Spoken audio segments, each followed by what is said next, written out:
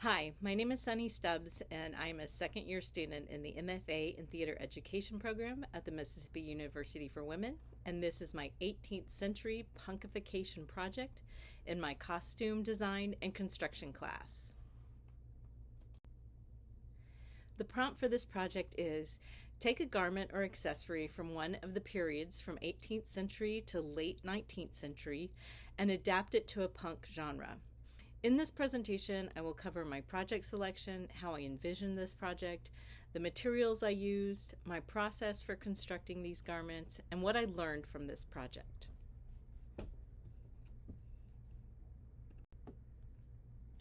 The garment I chose to punkify was the 18th century waistcoat. I also fused in the robe a la polonaise and other dresses from this time period. I really love the decorative ornaments, the buttons, the timepieces, and the fasteners connecting the two parts of the jacket, and I knew I wanted to use these in some way. So I originally envisioned the waistcoat. I just pictured it and wanted to gender bend it and put a skirt on it. And I wanted to have it straight across the neck. I didn't want it to open at the front. I just wanted it to come straight down. And I also wanted to put some of these ornaments on the sides. I knew I wanted to use these fasteners at the shoulders somehow. And I love the way the attachings were. And so I also wanted to use these faux skirts coming out of the mini skirt. And finally, I love the asymmetrical part of this Hamilton costume design. I didn't know if I wanted an asymmetrical component, but I knew I wanted these decorative fasteners somehow.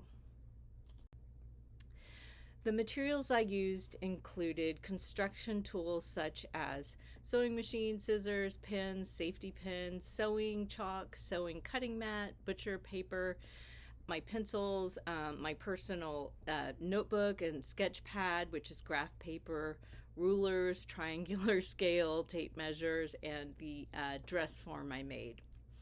For the garment, I used fabric, thread, zippers, interfacing, and fasteners such as beads, and I ordered metal swivel lobster claws, and just other things I had around the house. To build the skirt, I cut 2 panels. Then I searched on YouTube and did a lot of research and began working on the box pleats.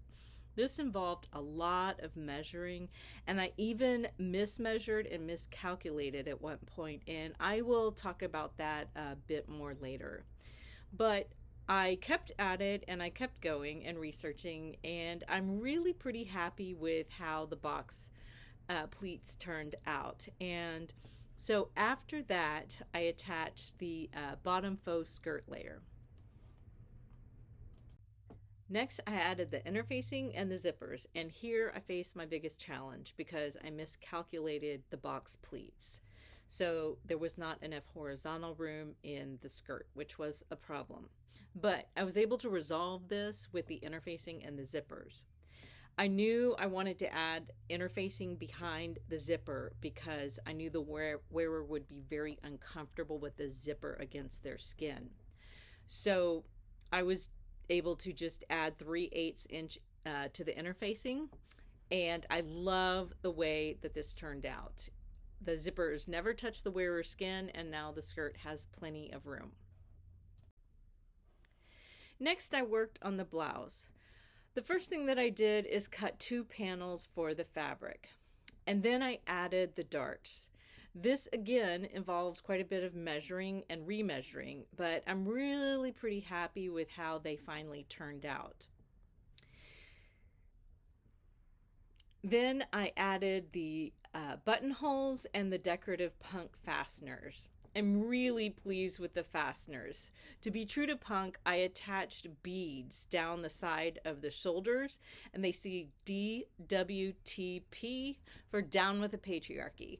And I attached a metal St. Anthony, with St. Anthony on one side to pray for the wearer that they don't get lost on their punk journey, and St. Francis on the other side to pray that the wearer stays authentic to punk in their pilgrimage and continues to contribute to peace and harmony in the world.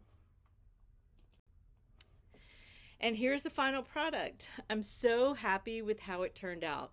The box pleats and the darts fit perfectly. The zippers ended up really pulling everything together, and here's the one and only Trish Herrera of the My Dolls modeling the garments. I'm really pleased with how the blouse and skirt turned out, and I'm also very happy with how well these fit on her. They just drape really well.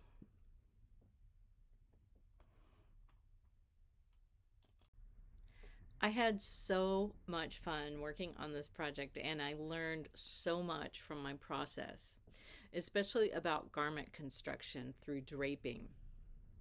Trish and I don't have the same measurements, but we do have the same bone-to-bone measurements. So throughout the process, I was able to hold up the different pieces and see if they were hitting in the right place, like the waist, the hips. And throughout the process, I continued to get overconfident and skip over making a paper pattern.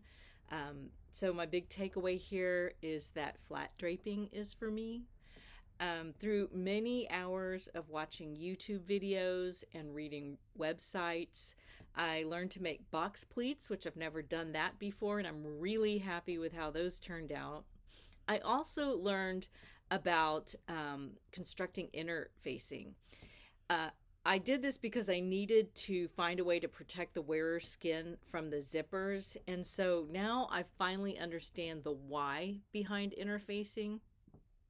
And last, this is the first time I've ever added zippers to anything. In all honesty, I've always safety pinned costumes or just sewn them shut. So I'm really excited about this new skill, and I'm pretty sure anyone I costume in the future is also grateful that I've learned this skill now.